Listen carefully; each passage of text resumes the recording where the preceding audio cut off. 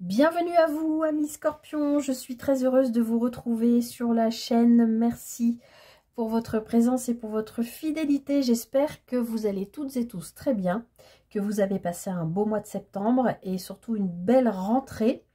Voilà, je vous espère toutes et tous en pleine forme. Alors, on se retrouve pour voir ensemble vos énergies pour le mois d'octobre qui arrive déjà à grands pas. Alors, je regardais le titre que j'avais donné à votre vidéo pour le mois de septembre. Vous êtes où les Scorpions? Ah oui, Renaissance et main tendue, ne vous apitoyez pas sur une fin et ouvrez-vous. Alors oui, je me souviens de votre tirage. De toute façon, les Scorpions, là, depuis des mois, c'est quand même pas simple, mais j'ai l'impression que ça se réouvre, là. Donc, on va aller voir ce qui se passe pour vous sur ce mois d'octobre. Alors, l'énergie extérieure à vous, donc l'énergie que l'univers vous envoie et avec laquelle il va vous accompagner tout au long de ce mois d'octobre. Waouh! L'arcane 13, alors bien sûr, je vous rassure, cette carte fait peur, mais c'est une carte extrêmement positive qui nous parle de profonde transformation. Je ne vais pas vous refaire le speech que je raconte à chaque fois avec la tondeuse, mais vous voyez bien que ce personnage est complètement décharné. Il s'est délesté de tout ce qu'il avait, qui pouvait l'entraver dans sa progression. Et c'est comme si l'univers, ce mois-ci, vous donnait cette faux pour finir de nettoyer tout ce que vous avez déjà mis en place. Puisque bon, quand on arrive à l'arcane 13, on a eu un petit peu de blocage, de ralentissement avant avec le pendu. Mais là, on veut avancer, on se déleste de tout ce qui peut nous ralentir. Donc là, l'univers vient vous filer un petit coup de pouce en vous donnant cette faux là pour vous aider à finir de nettoyer tout ce qui a besoin de l'être encore pour vous permettre d'avancer. Donc là, on est vraiment en train de parler d'une transformation profonde, d'accord? Vous n'êtes pas les seuls ce mois-ci à avoir l'arcane 13 en énergie extérieure. Donc vraiment, c'est une petite mort pour une renaissance. Donc, énergie extérieure, c'est bon, on prend quand il y a l'arcane 13. Alors, j'ai oublié de vous dire avant, comme vous pouvez le voir, hein, j'ai gardé la configuration du mois dernier, comme je vous l'avais expliqué, puisque c'est un peu chaud pour moi au niveau timing. Et puis, j'ai tiré 3 cartes en plus d'un autre tarot qui concernera le sentimental, mais je vous expliquerai ça en fin de tirage. Alors, on va aller regarder tout de suite l'énergie avec laquelle vous quittez le mois de septembre et dans laquelle vous rentrez en octobre. Le 3 de denier. Alors, encore une fois, les Scorpions, le mois dernier, vous aviez l'histoire de la main tendue, hein, c'est ça? Je revérifie, vous êtes où?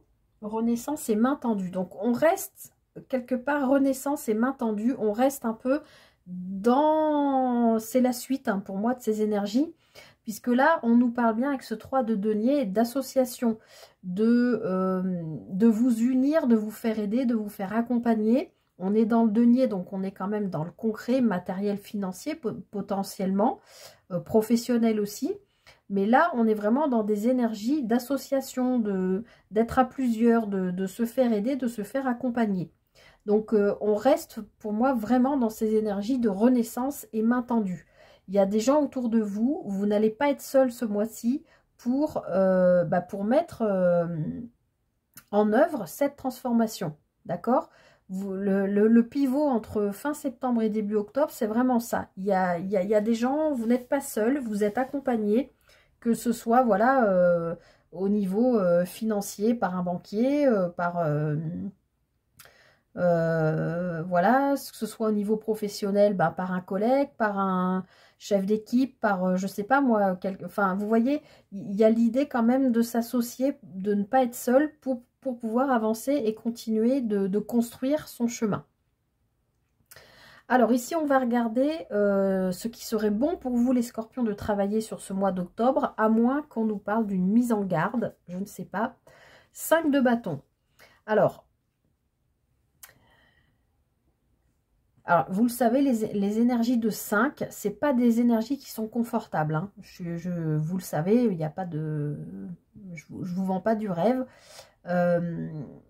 le 5 de bâton, pardon, il nous parle vraiment quand même de dualité, de conflit, de rivalité, potentiellement c'est un peu aussi l'idée de désir contradictoire, d'accord? Donc pour moi, ça peut être, puisque c'est dans la position de ce qui serait bon à travailler, comme vous aviez déjà, sur le mois dernier, ne vous apitoyez pas sur vous, ne vous apitoyez pas sur une fin et ouvrez-vous. Vous êtes peut-être toujours un peu dans ces mêmes énergies qu'on retrouve de j'ai envie d'y aller, mais en même temps, je ne sais pas ce que je vais laisser derrière. Pour moi, c'est un conflit de vous avec vous-même. D'accord? Même si on est dans le bâton, pour moi, on me parle plutôt de mental, de ce qui se passe en vous. Vous savez que vous avez besoin des autres pour avancer. Vous savez que vous êtes en train de vivre une transformation.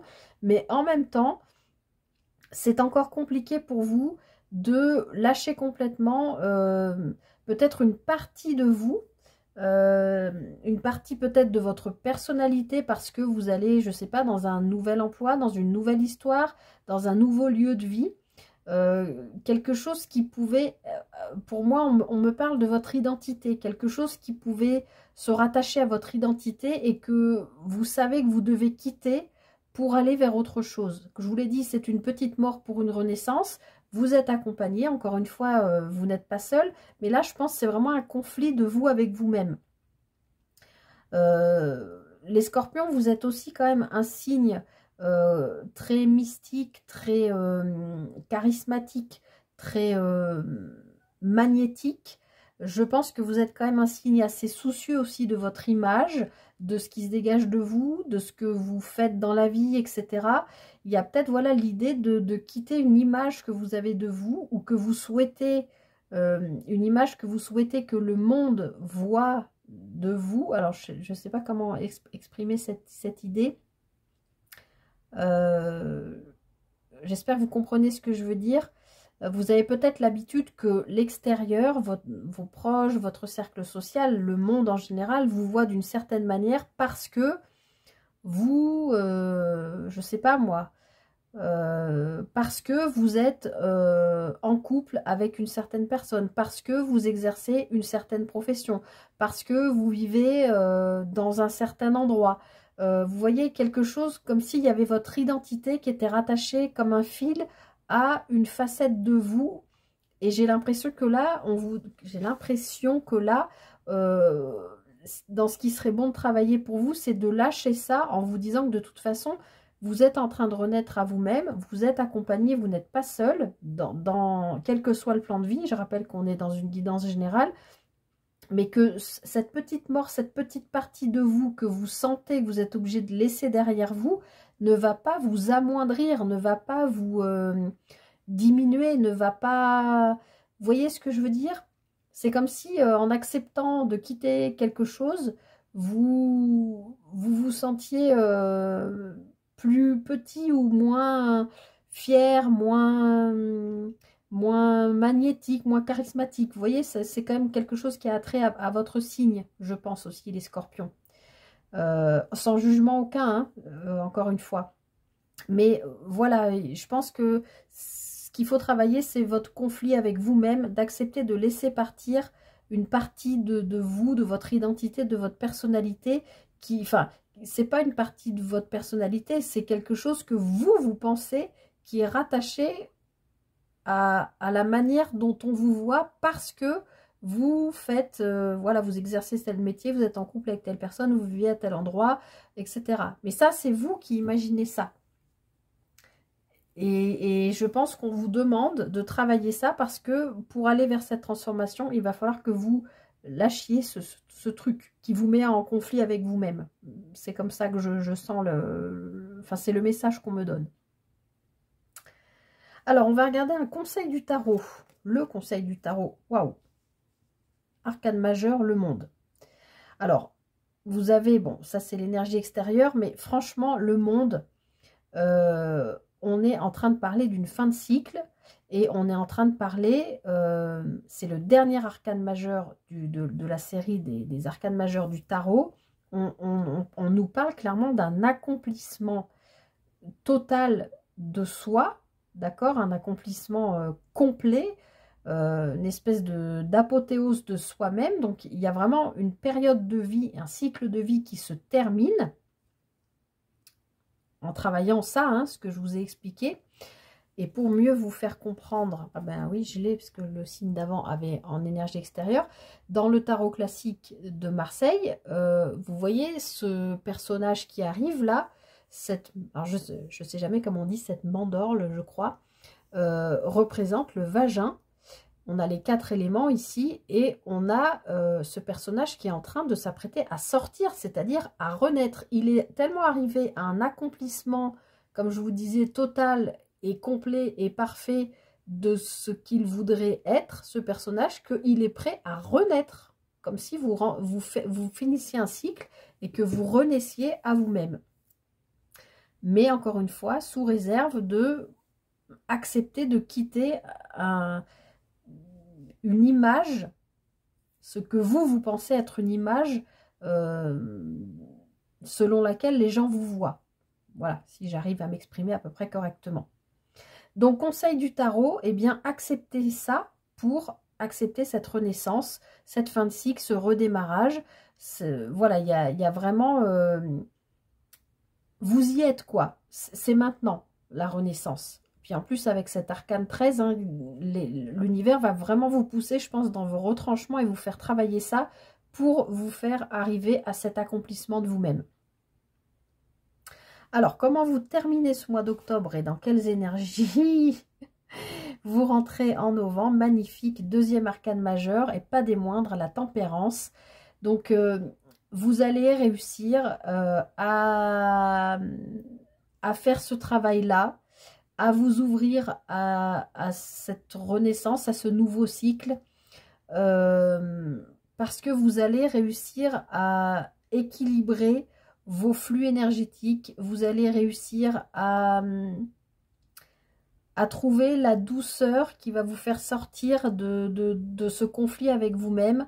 Vous allez réussir à être dans l'empathie, dans la compassion, dans l'écoute de ces personnes autour de vous qui sont là pour vous aider. La tempérance, je vous rappelle aussi qu'elle est quasiment toujours imagée avec des ailes, donc c'est aussi un ange protecteur, donc vous êtes protégé. On vous demande quand même de prendre votre temps pour faire cette transformation là, cette renaissance,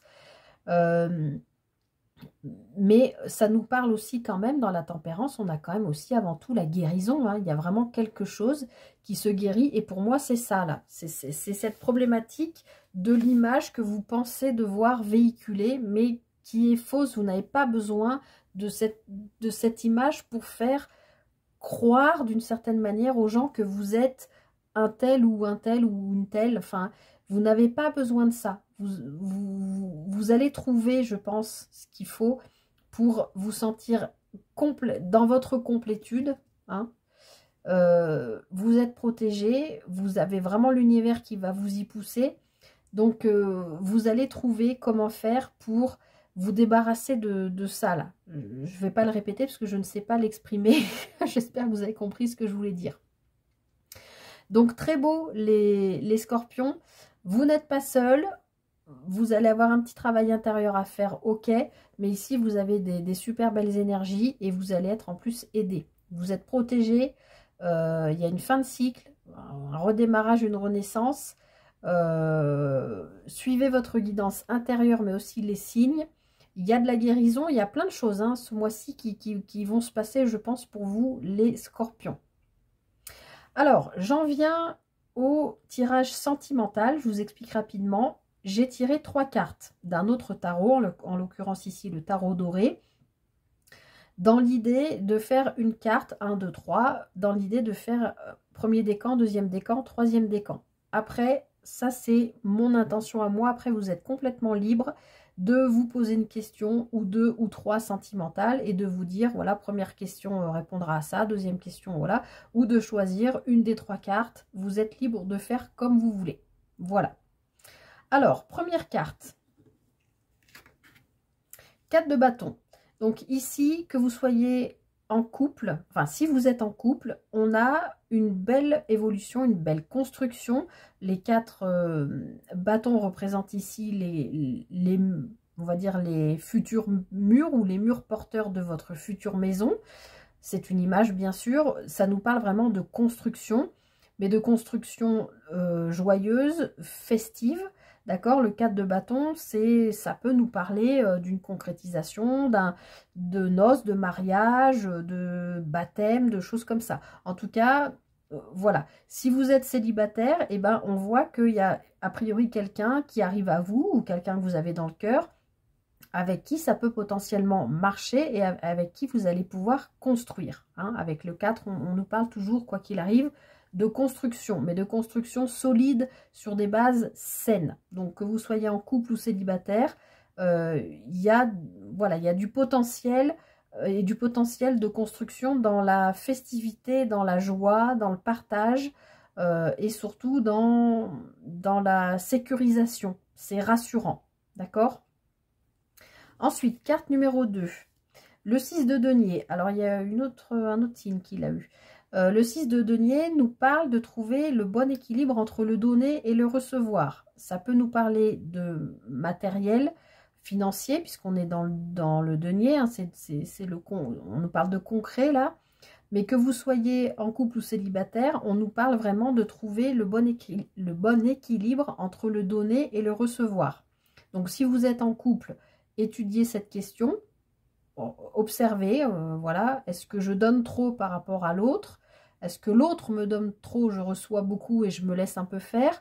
Voilà, à vous de voir ça. Et puis, si vous êtes célibataire, il y a une rencontre qui arrive où vous avez quelqu'un dans le cœur, c'est peut-être vous préparer à vous dire, attention, dans mes relations passées, j'ai été beaucoup dans la passivité, donc plutôt dans la réception, c'était un peu toujours l'autre qui faisait les propositions, etc. Ou l'inverse, j'ai beaucoup donné, je me suis beaucoup occupée de l'autre, j'ai beaucoup pris les devants. Voilà, vous préparez à vous dire, dans une future relation, je veux que les choses soient équilibrées, que chacun donne et reçoive de manière équilibrée. Ensuite, troisième carte, la reine de coupe. Alors là, ici, on est en train de nous dire, pour ceux qui auront choisi cette carte, les scorpions, que vous êtes totalement à l'écoute de vos ressentis, de vos intuitions, de vos besoins en matière, en matière, c'est un peu émotionnel, sur le plan émotionnel, voilà, ce serait plus joli. Cette reine, de coupe, elle est sensible, elle est empathique, elle est ouverte à l'autre, elle se laisse aussi toucher par l'autre, elle écoute vraiment ses ressentis. Donc si vous êtes en couple, ben, vous êtes peut-être dans une période, que vous soyez homme ou femme, hein, c'est l'énergie de la carte, où vous êtes très très à l'écoute de vos ressentis propres, mais aussi de ce que peut dégager votre autre. Du coup, vous êtes à l'écoute, vous êtes dans l'empathie, vous êtes soucieux, soucieuse, prêt à donner votre coupe d'amour, à protéger l'autre, à l'accompagner, à l'aimer, tout simplement. Et si vous êtes célibataire, cette reine de coupe, elle ne demande qu'à donner d'elle, donner son amour, sa protection, son attention. Elle écoute vraiment son intériorité, donc elle saura tout de suite reconnaître si la personne qui arrive en face d'elle est bonne ou pas pour elle. Encore une fois, vous soyez homme ou femme, c'est l'énergie de la carte.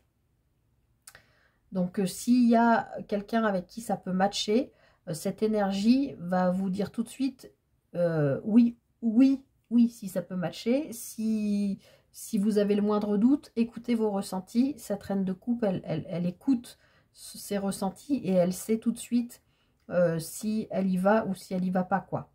Voilà. Voilà ce que je pouvais vous dire, amis scorpions, pour ce mois d'octobre. J'ai l'impression qu'il fait sombre. J'espère que ça ne vous aura pas gêné sur la guidance. En tout cas, j'espère que cette guidance vous a plu d'abord, vous aura parlé, vous aura aidé, vous aura guidé. N'hésitez pas à liker, partager, commenter. Moi, je vous souhaite tout le meilleur avec ces bonnes énergies là de transformation, de renouveau, de guérison. Voilà, juste faites attention à cette image là en rapport avec votre identité. Il y a ce petit truc là qu'il faut travailler. Mais pas d'inquiétude, tout le reste est très joli. Vous êtes en phase de renaissance, les scorpions. Je vous souhaite tout le meilleur pour ce mois d'octobre. Prenez bien soin de vous et je vous dis à très bientôt pour une prochaine guidance. Bye bye.